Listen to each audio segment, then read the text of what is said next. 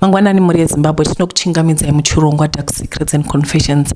Episode yanhasi episode iri special like I said. Chafonera vatete vangu ndivo vakanga varipo musi wakaitika zvinhu izvi. Then we'll just take it from there.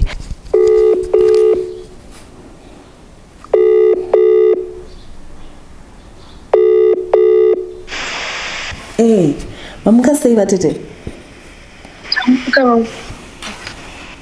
Foni yangu sikuyikwe. Mamukasei? Makundiwa?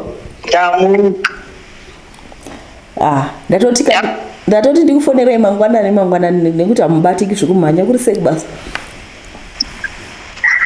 Kuri nani busy kandi ndinenge ndiri kuPretoria mazuva ano kutrena vanhu.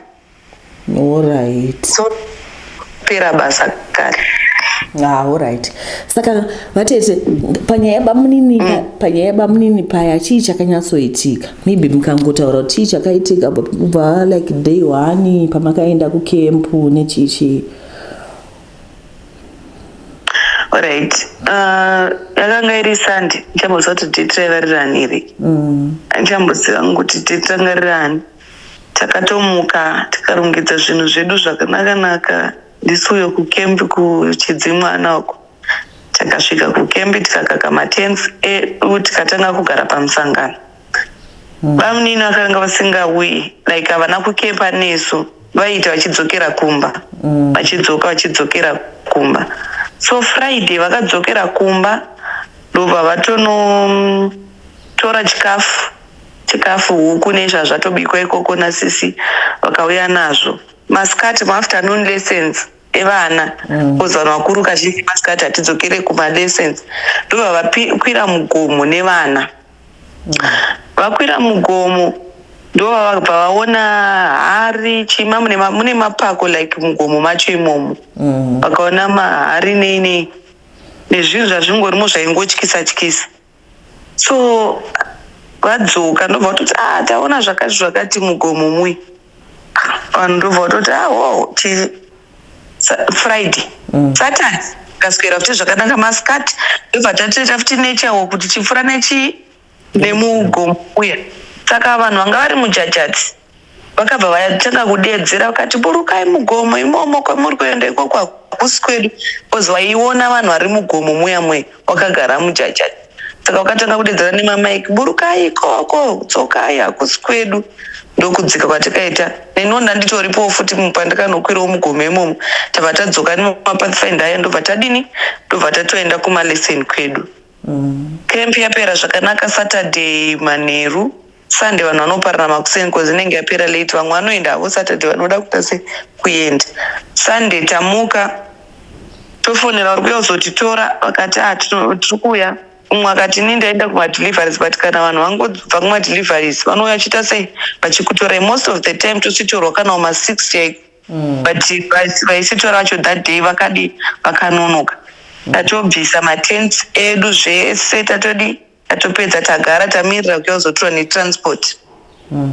So takagara takutonzwa nzara ndobva ndatobika rice nebeans. Katoti rice rakasara nebeans chirega itivike tidye takamirira kuita sei takamirira kutorwa. Tichidya uye akangoti onai doctor. So tanga tina doctor vakanga vabva kunoku kuSA vaiparidza like the whole week. Saka vaiparidza vakapfeka imwe robe reblack so akangoti onai doctor. Ini doctor tasandikati doctor vapiko doctor munogoti doctor sei cause doctor vai vakakwira ndege nezuro saka havasirivo. Takagara ndobva atodedza kamwana kangu yaundibvisawo bhutsu vaiwirirana ndobva ndatoti handidi zvekushandisirwa mwana wangu. Akaene kudawo sekuru kakamhanya kachinobvisa sekuru bhutsu achivabvisa bhutsu. Saka ndakangomutarisa anga karara akapa pamatress. So ndobva ndatomuti iwe uya urare pamvuri bva pawakaita sei pawakarara ipapo. Saka pandakatarisa ndakangona munhu achidikitira ndobva ndatosumuka pana ndakagara ndobva ndatoenda paangari. Pandakasvika ndakaona munhu achichinja kala kubva kutsoka zvichikwira kumusoro achiita grey. It was a bit light.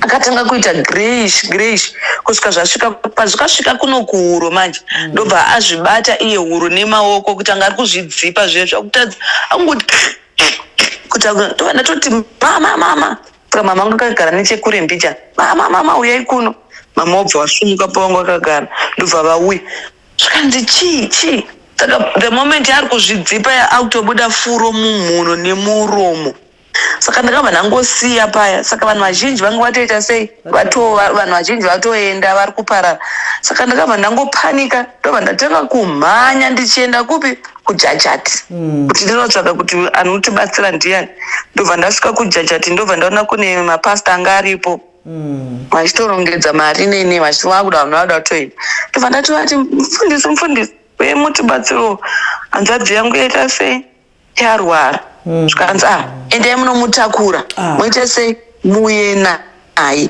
ndikati hatimbogoni kumutakura nezvaari zvacho munhu mukuru cause he was 20 years by then ndikati munhu mukuru hatikwanisa kuita sei kumutakura saka vari kuramba vachingotaura nyaya ndokunzwa munhu ari kundidedza tsitsi saka ndakabva ndangoita sei ndangocheuka ndobva ndatotanga kudzokera kune munhu ari kuita sei ari kundidedza atanga kumhanya zvikanzi munhu atowesi ndobva tikatanga kudzokera futi kuya tichiita sei tichimhanya so ndobva ndasvika vamwe vanhu vanga vachingoona kuti vanhu vari kumhanya pane zviri kuitika pane vanhu vanga vatouya padhuze vanhu vakutanga kuita sei kunamata vanhu vachinamata so mufundisi ubva vazodhiraivha mota yavo ubva vaita sei ubva vasvika saka ndobva ndamubata tichimutakura achingoita kuti achiita kuti kameno zvaingoita so saka takabva ndati timutakure timise mota yemufundisi yange kaita 4x4 like ndobva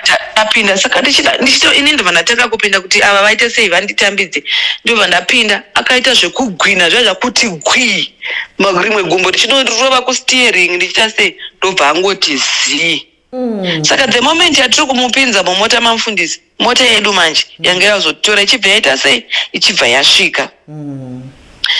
yasvika pepe tobva tatoti mota yasvika tobva tatoti chiregei tiite sei tingoenda neyo yakaita sei yakafara kozi it35 mota yakafara chiregei tichingoita sei tichingopinda saka tamubata manje takumutakura mufundisi ubva toti aibva mangotakura nezvinhu mobva mangoita sei mangoenda ka1 saka ndikati zvikwanisike kuti tiite sei tiende ka1 because takawanda because tatikakemba I think we were 12 ndikati hazviite kuti tiende ka1 because uyu hachatombokwanise kuita anything chirege timhanyise uyu kupi kuchipatara saka the moment yatiri kutakura uyu tichidanomupinza mumota mwe tanga tine umwe mwana watataenda naye vana vanga vatendeuko vanoteerwo mama akutonditi sisi ndikati zvikanzi handichaone saka ndakamupusha zviya zvokuti iwe uri kuti hauchaona chiko uri kuoda kuti tiri paproblem wakuti hauchaona chii chaunoti hauchaona saka ndakabva ndati ndichiisa uyu mumota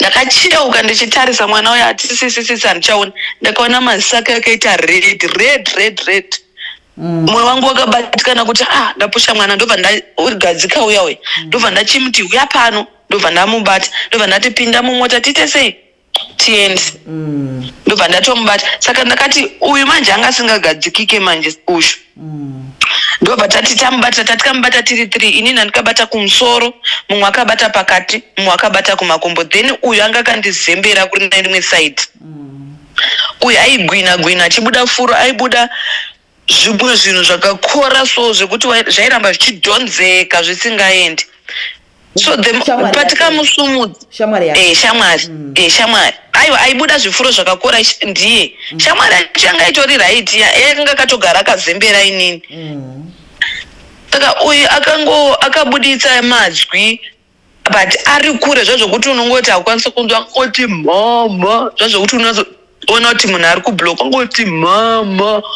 dzimunoero chete ndo my last words ake iwayo ndokuchibva ndatovati imi michisara ine vana panapa mama isusu regei tiite sei tiende taenda inini nabamukuru ndo vanga vauya kuzotitora nevamwe neshamwari yake yanga yakamubata inini uyu akanizembera nerimwe ruoko ndakamubata uyu ndakamiswa kune rimwe gumbo kusaidi kunoko tiri kuimba tiri kuenda kuchipatara taenda ku 24 hour tasvika ku 24 hour kuya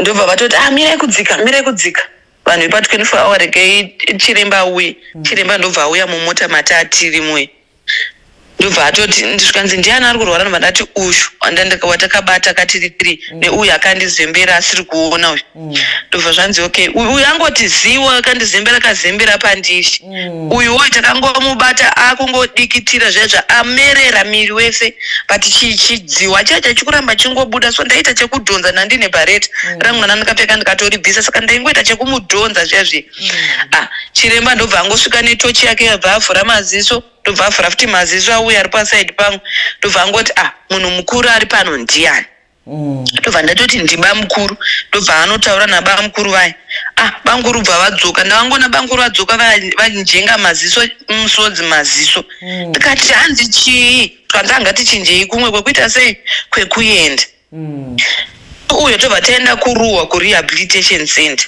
kuti pamwe ava vakanganisa regai tiende kurehab ndobva tasvika kuya kurehab kuya ngoma ndiyo saka patakasvika futi kurehab kuya takasangana nevamwe vatati navo vamwe mai vanga vaine mwana wavo havapinde nesu chechi asi vamwe mai vanga vane mwana wavo anga auya kuzotengeswa ipapo tasanganawo navo ipapo vauyawo nemwana wavo futi ipapo aita same problem ari kubvawo kuchechi ari kubvawo pachechi ipapo ipapo pasavadha ipapo ndobva tatosvika paya mai vai vari kuchema tikatoti ko zvikanzi mwana wangu aita sei adai ari kungobuda furo zvazodai paya ndobva vauyawo futi havana kudzikiswa paya ndobva vauyawo chiremba uya bva angoitawo zvaita vanhu vaya akati chokwadi ndechekuti vanhu venyu hapaita sei hapasisina sekudaro vanhu hapasisina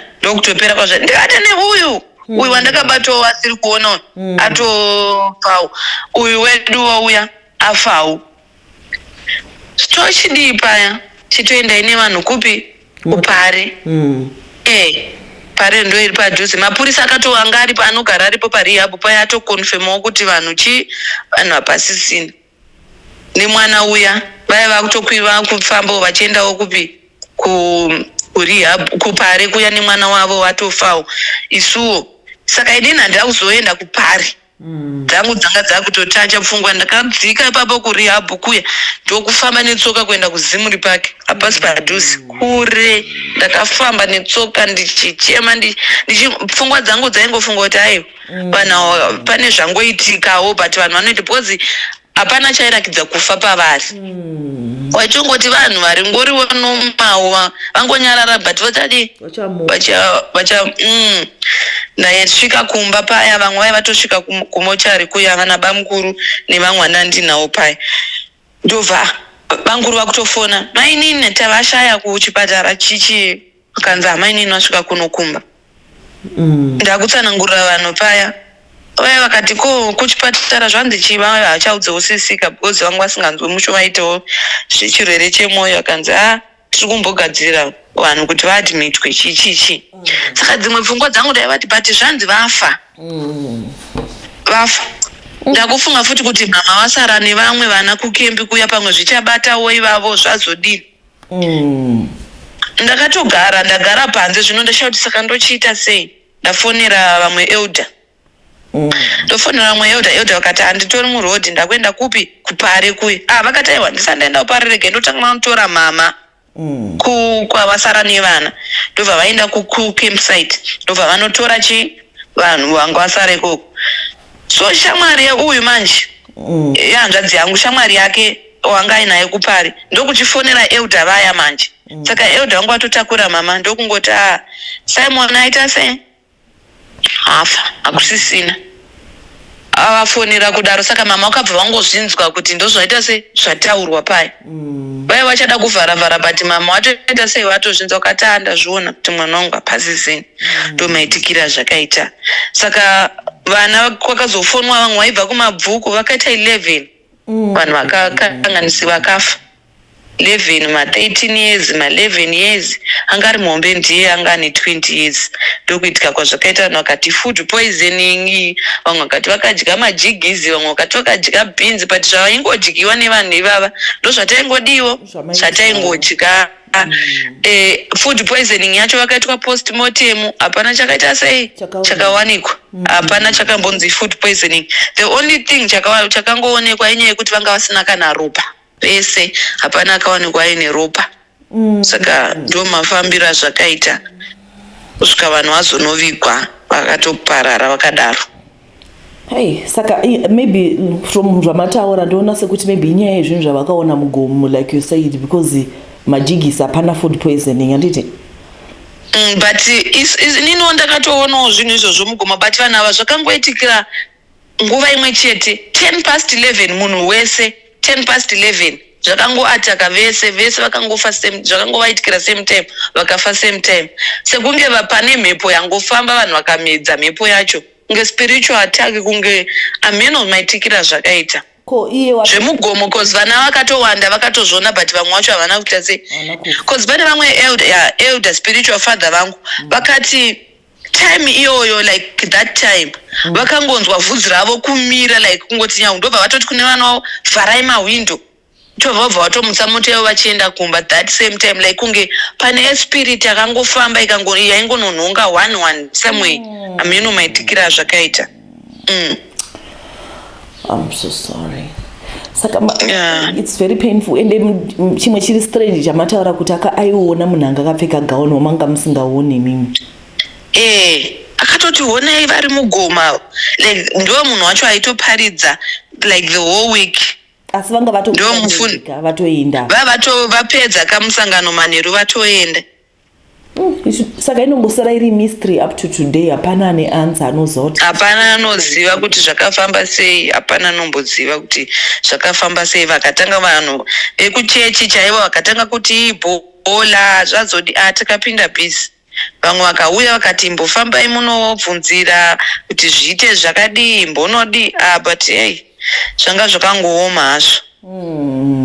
I'm so sorry Tete, but Mwari zvinonetsa ironda riya rekuti zvikangouya tazvingozoti vana vese vakangofa ukavabata, zvinovhiringa zvisingaiti, unotoshaoti ko saka naye Mwari paimaida mboedza kundiratidzirei chokwadi kuti vanhu vese apavo vaya vemwana uya vakati munganodya mwana wangu svondo rese, vakatobhotiramwira kuti maenda nemwana wangu, vakazozvibvuma vatoona kuti aiwa haasiri wega newediwo nevamwewo, nekuti vati ipapo ndo patatisina kutaura kuti uyu yanga achingoriwo shamwari, family yake yose yanga isingatoendiwo kuchechi, vasingaendi, ende hazvipiwo chimwe chakanaka chekuti matora mwana maenda naye kuchechi, next modzoka naye afa imi vakatozozvibvuma papaya kuti zvatoitikwa vana vakawanda. I'm very sorry Vatete. And every August panotanga meeting futi chinoita chironda kuti saka tichanofa here, chii chichaitika futi. Zvazvo kuti unombofunga kuti ndorega here kuenda kuchechi kwacho ndochiita sei, unenge wakuti unatoti mamistri acho asi after that makawana counseling here because vanhu 2 vafa makavabata, zvakakushungurudza yanditi? Zvisingaiti, ndakatomborwara zvisingaiti, tora time yakareba chaini ndichitomborwara zvisingaiti, zvingouya kana izvezvi hazvana nazvo, but zviya zvokuti ukangonzwa zvokuti rufu zviya unenge mapictures ese aya anotanga kudzoka uchatsoona kuti zvinhu zvacho, kana fiye yemunhu akafa chai handisi sitorina, zvinoita vamwe zvokuti vanotya, handitombotyi because ameno zvazvingori. So I'm very sorry Vatete, I'm very sorry. Ngaindikati I think indo zvandataura kuti even depression nemapanic attack munoita ndokwazvo zvichibva because it was alright. Ngatikate panapa, but nyaya yacho naino inorwadza zvayo Vatete. I'm very sorry. I wish I could hug you again, and I'm sorry for kuramba konzi kuita sekudzimbira ronda. When we talk about it again, if you start reliving it, zvakaoma, but Mwari vanongotigonesa. Alright Vatete, maita basa ngaindikatepo. Alright, okay. Kuma in-laws angu ndida kungoti I'm very sorry. Uyezve Mwari ingadai aramba achikunyaradzai. Uyezve kune mafamilies, pane mafamilies, it was a total of 11 families. Mafamilies ose Jehovah ngavarambe vachikunyaradzai. I know kuti zvakaitika pane nguva zvishoma, asi still pain yacho inoramba ichingoripo. Kuchurch, main reason yandiri kuitira video ino haisi kuita defame or to pull to drag the name of the church, but istori yakatiwira semhuri uyezve kutaura nezvazvo zvinoita kuti tikwanise kuwana closure, nekuti pazvakaitika hapana aive neanswer kuti chii chakaitika. Kumasubscriber vediweka channel ino, it's your channel. Mwari akomborerei. Thank you for 10,000 subscribers. Tati TV takupai episode ino tichikutendai nezvamunotiitira. Tatenda.